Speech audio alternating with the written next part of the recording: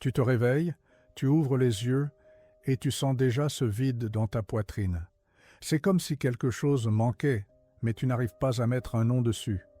Tu accomplis des choses, tu atteins des objectifs, tu achètes ce que tu désirais depuis des mois. Et pourtant, la sensation de plénitude ne dure que quelques instants. Vite, tout redevient insuffisant, incomplet, sans saveur. Tu regardes ta vie et tu réalises que tu cours après quelque chose qui n'arrive jamais, qui ne se concrétise jamais. C'est comme s'il y avait un trou en toi que rien ne parvient à combler vraiment. Cette promotion au travail, cette nouvelle relation, ce voyage tant rêvé, tout cela a apporté une joie passagère qui s'est évaporée trop vite. Et te voilà de nouveau ici, ressentant le même vide, la même inquiétude là, la même insatisfaction chronique qui t'accompagne depuis si longtemps. Tu t'es déjà demandé si la vie serait toujours comme ça? Une succession interminable de désirs qui se vident dès qu'ils sont réalisés? Sache que cette douleur que tu ressens a des racines plus profondes que tu ne l'imagines, et comprendre d'où elle vient peut être le premier pas pour transformer complètement ta relation avec ton existence. Ce qui t'arrive n'est pas de la faiblesse, ce n'est pas de l'ingratitude, ce n'est pas un manque de volonté. Ce que tu expérimentes est le résultat d'une erreur fondamentale sur la nature de la satisfaction humaine. Un malentendu que notre culture moderne a intensifié jusqu'à le rendre presque insupportable. Nous vivons dans un monde qui nous a appris à chercher le bonheur comme s'il était une destination finale, un état permanent de contentement qui, une fois atteint, resterait avec nous pour toujours. Depuis ton enfance, tu as entendu dire que tu devais travailler dur pour réaliser tes rêves, que l'épanouissement personnel viendrait par l'accumulation de succès, que chaque objectif atteint te rapprocherait de la version pleine et satisfaite de toi-même. Et tu y as cru. Tu as intériorisé cette promesse et organisé toute ta vie autour d'elle. Mais ce que personne ne t'a dit, c'est que cette promesse était vide dès le départ, qu'elle a été construite sur une compréhension erronée de la condition humaine. Pense à combien de fois tu as imaginé que tu serais heureux si tu obtenais quelque chose de précis. Peut-être entrer à la fac, peut-être décrocher ce boulot, peut-être conquérir telle personne, peut-être avoir ce corps, cette maison, cette reconnaissance. Tu as créé un récit mental où ta vie se divisait en avant et après cette conquête. Avant, tu serais incomplet, insatisfait, quelqu'un qui n'est pas encore arrivé. Après, tu serais épanoui, réalisé, enfin en paix avec toi-même. Et quand tu as finalement obtenu ce truc, qu'est-ce qui s'est passé pendant quelques heures, peut-être quelques jours, tu as ressenti une euphorie authentique. Tu t'es senti victorieux, validé, important, mais cette sensation a commencé à diminuer progressivement, comme de l'eau qui s'écoule entre tes doigts. Et bientôt, tu te retrouvais à chercher la prochaine chose, le prochain objectif, la prochaine promesse de satisfaction. Le cycle a recommencé, identique au précédent, juste avec de nouveaux personnages et décors. Ce schéma se répète parce qu'on t'a appris à chercher la satisfaction en dehors de toi-même, dans des objets extérieurs, dans des validations externes, dans des états de choses qui dépendent de facteurs hors de ton contrôle. Notre société a construit une véritable religion de la consommation et de la conquête, où chaque désir satisfait en génère immédiatement 3 nouveaux, où chaque objectif atteint révèle 10 nouveaux objectifs qui manquent encore. Tu es pris dans une grande roue qui ne s'arrête jamais de tourner, et plus tu cours vite, plus elle tourne vite, te maintenant toujours au même endroit par rapport à la satisfaction véritable. Ce que tu ressens n'est pas anormal, c'est exactement ce que ce système a été conçu pour produire. Une insatisfaction perpétuelle qui te maintient constamment à consommer, constamment à chercher, constamment à croire que la prochaine chose sera enfin celle qui te complétera. Mais il y a quelque chose d'encore plus profond qui se passe ici, quelque chose qui va au-delà de la critique du consumérisme ou de la culture moderne. Ce à quoi tu es confronté est une crise de sens, un vide qui s'est ouvert au centre de l'existence humaine, lorsque toutes les anciennes certitudes sur le but de la vie ont commencé à s'effondrer. Pendant des millénaires, Les gens trouvaient la satisfaction non pas tant dans ce qu'ils possédaient, mais dans les systèmes de signification qui donnaient ordre et but à leur existence. Il y avait des récits le plus grands que toi, des histoires sur le cosmos, sur le bien et le mal, sur le destin de l'âme, sur le rôle de chacun dans le grand schéma des choses. Ces récits ne rendaient pas nécessairement la vie plus facile, mais ils rendaient la souffrance supportable, car elle avait un sens, car elle faisait partie d'un plan plus vaste, car elle menait quelque part. Maintenant, ces récits ont perdu de leur force. Tu vis dans un monde où les anciens systèmes de signification se sont effondrés, où les vieilles certitudes sur le bien et le mal, sur le sens de la vie, sur ce qui rend une existence précieuse, tout cela est devenu discutable, relatif, optionnel. Et qu'est-ce qui est apparu pour combler ce vide? Rien. Ou pire, une succession infinie de substituts superficiels, de petits récits sur le succès professionnel, sur l'auto-amélioration, sur les expériences accumulées, sur les followers, sur les réseaux sociaux, sur les corps sculptés et les vies parfaitement soignées. Tu essaies d'extraire du sens de ces choses, tu essaies de leur faire porter le poids qui était auparavant porté par des cosmologies entières. Et bien sûr, elles échouent. Bien sûr, tu restes insatisfait. Comment pourrait-il en être autrement? T'es-tu déjà arrêté pour observer comment ton insatisfaction se manifeste au quotidien? Ce n'est pas juste un vide abstrait, c'est une inquiétude concrète qui imprègne chaque instant. Tu es en conversation, mais ton esprit est déjà ailleurs, anticipant la prochaine chose, planifiant la prochaine étape, rarement vraiment présent là où tu es. Tu obtiens quelque chose que tu voulais et au lieu de savourer cet instant, tu commences immédiatement à le comparer à quelque chose de mieux que tu aurais pu obtenir. Ou tu commences à t'inquiéter de combien de temps cela va durer. Tu développes une incapacité chronique à être satisfait de ce qui est, projetant toujours ta satisfaction dans un futur hypothétique qui n'arrive jamais, car quand il arrive, il devient présent, et dans le présent, tu n'es jamais satisfait. C'est un piège temporel parfait, une prison psychologique dont il semble impossible de s'échapper. Et ce n'est pas tout, vous avez remarqué comme notre culture amplifie cette dynamique par la comparaison constante. Vous ne vivez pas votre vie, vous vivez votre vie par rapport à celle des autres. Chaque réussite est mesurée non pas par ce qu'elle représente pour vous, mais par la façon dont elle vous positionne face aux autres. Vous obtenez quelque chose de bien, et au lieu de ressentir de la gratitude, vous enviez celui qui a obtenu mieux. Vous éprouvez un plaisir et, au lieu de l'apprécier, vous le minimisez mentalement parce que vous avez vu quelqu'un éprouver un plaisir supérieur. Votre satisfaction est devenue relative, dépendante, toujours mesurée à l'aune d'un étalon externe qui ne cesse de s'élever. Et plus vous regardez à l'extérieur, les vies apparemment parfaites des autres, plus votre propre vie semble insuffisante, incomplète, décevante.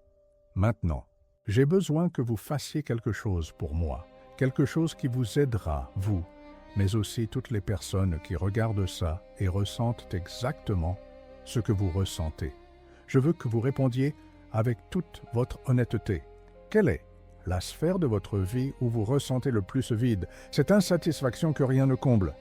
Est-ce au travail, dans vos relations, dans la quête du plaisir, dans votre corps, dans votre vie sociale, ou dans tout à la fois? Laissez-le dans les commentaires comme ceci. Je ressens ce vide principalement dans. Et complétez avec votre vérité. N'ayez pas honte. Il n'y a pas de bonne ou de mauvaise réponse ici. En partageant cela, vous aidez d'autres personnes à se sentir moins seules dans cette expérience. Vous créez une communauté de personnes honnêtes sur leur lutte existentielle. Et peut-être, juste peut-être, en nommant là où ça fait mal, vous commencerez déjà le processus de compréhension de pourquoi ça fait mal. Alors allez-y, écrivez dans les commentaires maintenant. Je ressens ce vide principalement dans. Nate, et soyez brutalement honnête avec vous-même. La question à laquelle nous devons faire face maintenant est la suivante. Si tout ce que l'on vous a appris à rechercher n'apporte pas de satisfaction durable, si toutes les réussites extérieures se révèlent vides au bout d'un temps, si les anciens systèmes de sens se sont effondrés et que les nouveaux sont clairement insuffisants, Alors que reste-t-il? Où pouvez-vous aller? Quelle est la sortie de ce piège? Et nous arrivons ici à un carrefour crucial. Vous pouvez conclure qu'il n'y a pas de sortie, que la vie est fondamentalement dénuée de sens et que l'insatisfaction est une condition permanente et inévitable de l'existence humaine. Beaucoup de gens arrivent à cette conclusion et s'y installent, vivant dans une sorte de résignation mélancolique, traversant les mouvements de la vie sans jamais vraiment attendre autre chose. Ou bien, vous pouvez faire quelque chose de complètement différent, quelque chose qui demande beaucoup plus de courage, mais qui offre une possibilité réelle de transformation. Vous pouvez cesser de chercher la satisfaction là où elle n'a jamais été. Vous pouvez reconnaître que le problème n'est pas que vous n'avez pas encore trouvé la bonne chose, la bonne relation, le bon travail, la bonne expérience. Le problème, c'est que vous cherchez la satisfaction au mauvais endroit, comme quelqu'un qui cherche de l'eau dans le désert et qui est frustré de ne trouver que du sable. La satisfaction que vous recherchez, la plénitude que vous désirez, n'est pas quelque chose qui peut être conquis ou possédé. Ce n'est pas un état final que vous atteignez et dans lequel vous restez. C'est quelque chose de complètement différent de ce que vous aviez imaginé. Et tant que vous ne comprendrez pas cela, tant que vous ne réorienterez pas fondamentalement votre compréhension de ce que signifie être satisfait, vous continuerez à répéter le même cycle de recherche et de déception. Pensez à votre vie non pas comme un voyage vers une destination finale de satisfaction, mais comme un processus continu de création et de dépassement. Vous n'êtes pas une entité figée essayant de combler un vide, vous êtes une force dynamique se recréant constamment, s'expandant constamment, se transformant constamment. Et cette force qui existe en vous, cette énergie vitale qui vous pousse en avant, elle ne cherche pas le repos, elle ne cherche pas un état de contentement final, où plus rien ne devrait arriver. Elle cherche l'expression, elle cherche la croissance, elle cherche l'exercice de son propre pouvoir créatif. Quand vous comprenez cela, quand vous arrêtez de lutter contre votre propre nature et que vous commencez à travailler avec elle, tout change. Ce que vous appelez insatisfaction est en réalité une manifestation déformée de quelque chose de sain, une force vitale qui a été mal dirigée. Imaginez une rivière puissante qui a été endiguée et qui tourne maintenant en rond, formant un tourbillon.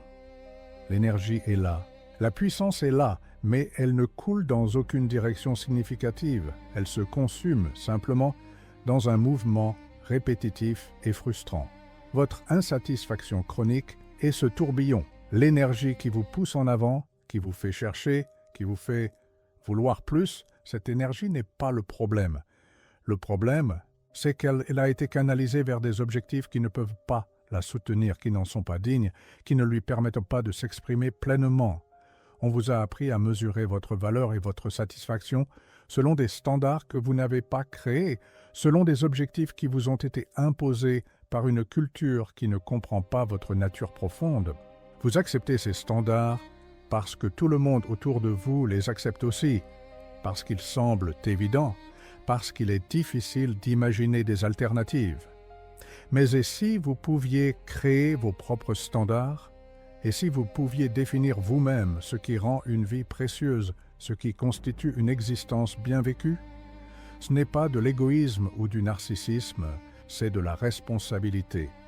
C'est prendre le contrôle de votre propre existence au lieu de sous-traiter cette responsabilité à la société, à la culture, à toute autorité extérieure qui promet de vous dire comment vivre. Lorsque vous commencez à créer vos propres valeurs, lorsque vous décidez par vous-même ce qui importe et ce qui n'importe pas, quelque chose d'extraordinaire se produit. Les réussites extérieures ne disparaissent pas de votre vie, mais elles cessent de porter le poids impossible de donner un sens à votre existence. Vous pouvez apprécier un succès professionnel pour ce qu'il est, une réalisation agréable, sans avoir besoin qu'il vous valide en tant que personne. Vous pouvez savourer un plaisir sans avoir besoin qu'il comble le vide existentiel en vous. Vous pouvez échouer à quelque chose sans avoir l'impression que toute votre vie a perdu son sens. Les choses deviennent plus légères parce que vous cessez de leur demander d'être plus que ce qu'elles sont, et une autre transformation cruciale doit s'opérer. Vous devez changer votre rapport au temps et à votre propre vie. Imaginez que vous saviez, avec une certitude absolue, que vous devriez revivre votre vie exactement telle qu'elle est maintenant, avec toutes ses joies et ses peines, ses succès et ses échecs, encore et encore, éternellement, sans fin. Chaque instant que vous vivez en ce moment, vous le revivriez une infinité de fois. Chaque choix que vous faites, vous le referiez une infinité de fois. Chaque relation, chaque mot, chaque pensée, tout se répéterait éternellement. Comment vous sentiriez-vous face à cela? La plupart des gens ressentiraient de l'horreur, car ils vivent des vies qu'ils n'affirmeraient pas s'ils devaient les revivre éternellement. Ils font des choses qu'ils font uniquement parce qu'ils espèrent qu'elles mèneront à quelque chose de mieux dans le futur. Ils supportent des présents qu'ils ne valorisent pas pour des promesses d'avenir meilleur. Mais si vous pouviez vivre de telle manière que vous disiez oui à chaque instant, que vous embrassiez chaque expérience non pas comme un moyen vers une fin future, mais comme quelque chose de précieux en soi, et si vous pouviez regarder votre vie avec toutes ses imperfections et ses difficultés, et dire « je choisirai cela encore, je l'affirme, je l'aime, non pas malgré ses difficultés, mais en les incluant », ce n'est pas une fantaisie naïve sur une vie parfaite sans souffrance, c'est une transformation radicale de votre rapport à tout ce qui arrive, où vous arrêtez de diviser votre vie en parties que vous acceptez et parties que vous rejetez, et commencez à affirmer la totalité de celle-ci. Avez-vous déjà réalisé à quel point votre énergie vitale est dépensée en résistance? Résistance à ce qui est, résistance à ce qui a été, désir constant que les choses soient différentes de ce qu'elles sont. Vous regardez votre passé et vous regrettez des choix que vous avez faits. Vous vous lamentez sur des opportunités manquées. Vous vous torturez avec des « oh, si seulement j'avais ». Vous regardez votre présent et vous voyez tout ce qui ne va pas, tout ce qui manque, tout ce qui devrait être différent. Vous regardez votre futur et vous vous inquiétez de ce qui pourrait mal tourner, de ce qui pourrait ne pas arriver, de toutes les manières dont votre vie pourrait décevoir. Cette résistance constante, cette guerre contre la réalité, consomme une quantité immense d'énergie qui pourrait être utilisée pour créer, pour grandir, pour se transformer. Que se passerait-il si vous arrêtiez de résister et commenciez à affirmer? Pas une affirmation passive qui accepte tout sans question, mais une affirmation active qui dit « je choisis cela, je travaille avec cela, je crée à partir de cela ». Vous arrêtez de dépenser de l'énergie à souhaiter que votre passé soit différent et commencez à en extraire sagesse et force, exactement tel qu'il fut. Vous arrêtez de lutter contre les circonstances présentes et commencez à voir les possibilités qu'elles offrent. Vous arrêtez de craindre le futur et commencez à vous préparer à le créer activement. Ce passage de la résistance à l'affirmation libère une quantité phénoménale d'énergie créative qui était gaspillée dans le conflit interne. Mais il y a une couche encore plus profonde à tout cela. On vous a appris à vous penser comme une entité fixe, un moi stable qui reste le même au fil du temps et qui acquiert ou perd simplement des choses. Vous pensez « je suis comme ça, j'ai besoin de ça, je veux me sentir comme ça », comme s'il y avait un moi central, immuable, avec des besoins fixes qui doivent être satisfaits. Mais ce que vous êtes réellement n'a rien de fixe. Vous êtes un processus, un devenir constant, une série de transformations enchaînées. La personne que vous étiez il y a 10 ans n'est pas la même personne que vous êtes maintenant, et la personne que vous serez dans 10 ans sera encore une autre. Et ce n'est pas un défaut ou un problème, c'est la nature fondamentale de la vie. Lorsque vous comprenez cela profondément, lorsque vous reconnaissez qu'il n'existe pas de moi fixe à satisfaire, mais un processus continu d'auto-transformation, votre rapport à la satisfaction change complètement. Vous arrêtez de chercher un état final de contentement et commencez à trouver la satisfaction dans le processus même de croissance, de changement, de dépassement de soi. La joie ne réside pas dans le fait d'arriver quelque part, Elle réside dans le fait de devenir quelque chose de nouveau, d'étendre ses capacités, de se dépasser constamment. Chaque version de vous que vous transcendez, chaque limitation que vous franchissez, chaque fois que vous devenez plus que ce que vous étiez, c'est là que réside la satisfaction véritable. Pensez au moment de votre vie où vous avez ressenti une satisfaction authentique, pas cette euphorie rapide d'obtenir quelque chose d'extérieur, mais une sensation profonde d'être vibrant et vivant. Probablement, ce n'étaient pas des moments de repos ou d'accomplissement, mais des moments où vous étiez pleinement engagé dans quelque chose de difficile, où vous utilisiez vos capacités au maximum, où vous vous étiriez au-delà de ce que vous pensiez possible. Peut-être était-ce lorsque vous avez créé quelque chose, lorsque vous avez surmonté un obstacle réel, lorsque vous avez aidé quelqu'un de manière significative, lorsque vous avez appris quelque chose qui a élargi votre compréhension du monde. Ces moments ont quelque chose en commun. Ils impliquent que vous exerciez votre pouvoir créatif, que vous vous exprimiez pleinement, que vous grandissiez au-delà de vous-même. C'est la satisfaction qui ne disparaît pas, car elle ne dépend pas du maintien d'un état extérieur spécifique. Elle vient de l'intérieur, de la sensation d'être pleinement vivant, de s'étendre, de créer de la valeur et du sens à travers ses actions. Et plus vous vivez de cette manière, plus vous organisez votre vie autour d'opportunités de croissance et d'expression créative, moins vous ressentez ce vide chronique qui vous tourmentait auparavant. Pas parce que vous avez rempli le vide avec des choses extérieures, mais parce que vous avez reconnu que le vide était une mauvaise interprétation, une recherche de la mauvaise chose au mauvais endroit. Vous devez aussi comprendre quelque chose à propos de la douleur et de la souffrance. Notre culture vous a appris à éviter tout inconfort, à rechercher une vie sans friction, sans difficulté, sans douleur. Et lorsque vous rencontrez inévitablement la souffrance, vous la voyez comme la preuve que quelque chose ne va pas, que vous avez échoué, que la vie est injuste. Mais la souffrance n'est pas la preuve d'un échec. C'est une partie indissociable de toute vie qui grandit et s'étend. Si vous ne souffrez jamais, c'est parce que vous n'essayez jamais rien de difficile, ne risquez jamais rien de significatif, ne sortez jamais de votre zone de confort.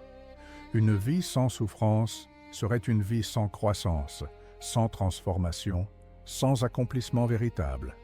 La question n'est pas d'éliminer la souffrance, mais de s'assurer que votre souffrance ait un sens, qu'elle soit au service de ce qui vous tient à cœur, qu'elle soit le prix à payer pour vivre pleinement, plutôt que d'exister passivement. Il y a une énorme différence entre la souffrance qui naît du déni de votre propre nature, du fait de vivre selon des valeurs qui ne sont pas les vôtres, de résister constamment à la réalité, et la souffrance qui découle de la poursuite de quelque chose de difficile, mais de significatif, de vous mettre au défi de grandir, de créer quelque chose de précieux dans le monde. Le premier type de souffrance est destructeur et vide, mais le second est transformateur et peut même être embrassé. Alors, rassemblons tout cela. Vous vous sentez insatisfait non pas parce qu'il y a quelque chose qui ne va pas chez vous, mais parce que vous cherchez la satisfaction là où elle n'existe pas. On vous a appris à chercher l'épanouissement dans des accomplissements extérieurs, des validations externes, des états de choses sur lesquels vous avez un contrôle limité. On vous a appris à mesurer votre valeur selon des standards que vous n'avez pas créés et qui ne servent pas votre nature profonde. On vous a appris à résister à la réalité au lieu de l'affirmer et d'y travailler de manière créative. On vous a appris à vous considérer comme une entité fixe en quête d'une satisfaction permanente, alors qu'en réalité vous êtes un processus dynamique qui trouve la joie dans la transformation elle-même. On vous a appris à éviter la souffrance à tout prix, alors que vous devriez distinguer la souffrance significative de la souffrance vide. La transformation dont vous avez besoin n'est pas de trouver enfin la chose parfaite qui vous comblera. C'est de changer fondamentalement ce que vous entendez par satisfaction, ce que vous recherchez dans la vie, comment vous vous rapportez à votre propre existence. C'est d'assumer la responsabilité de créer vos propres valeurs au lieu d'accepter passivement celles de la culture. C'est apprendre à affirmer votre vie, y compris ses difficultés et ses imperfections, au lieu d'être constamment en guerre contre la réalité. C'est reconnaître que vous n'êtes pas une chose figée, mais un processus de transformation continue, et trouver la joie dans ce processus, au lieu de rechercher un état de repos final impossible à atteindre. Et regardez, je sais que ce n'est pas facile. Je sais que vous avez vécu toute votre vie d'une certaine manière, en croyant certaines choses, en poursuivant certains buts. Changer tout cela demande du courage. Cela exige que vous remettiez en question des vérités qui semblaient évidentes. Cela exige que vous preniez la responsabilité de votre propre existence d'une manière qui peut être effrayante. Mais l'alternative est de continuer dans le même cycle, à chercher la satisfaction dans des choses qui ne vous satisferont jamais vraiment, en espérant toujours que la prochaine réussite sera enfin celle qui comblera le vide, toujours déçu quand elle ne le fait pas. Si ce que j'ai partagé ici résonne en vous, si vous sentez qu'il y a une vérité là-dedans que vous devez explorer plus profondément, alors je veux vous inviter à un voyage. Cette chaîne existe pour explorer ces questions existentielles profondes, pour regarder honnêtement la condition humaine sans les illusions réconfortantes que la culture nous offre. Chaque semaine, je publie des réflexions qui peuvent vous aider à mieux comprendre qui vous êtes, ce que vous voulez vraiment, comment vous pouvez vivre de manière plus authentique et épanouie. S'abonner à la chaîne, c'est rejoindre une communauté de personnes qui font ce travail difficile mais nécessaire de tout remettre en question, de créer leurs propres valeurs, de prendre la responsabilité de leur vie. Et si vous en avez assez du vide, assez de l'insatisfaction chronique, assez de vivre selon des règles qui n'ont pas de sens pour vous, alors vous avez votre place ici. Cliquez sur le bouton s'abonner, activez la cloche pour recevoir les notifications, laissez un pouce bleu à cette vidéo si elle vous a aidé d'une manière ou d'une autre. Marchons ensemble dans ce voyage de transformation.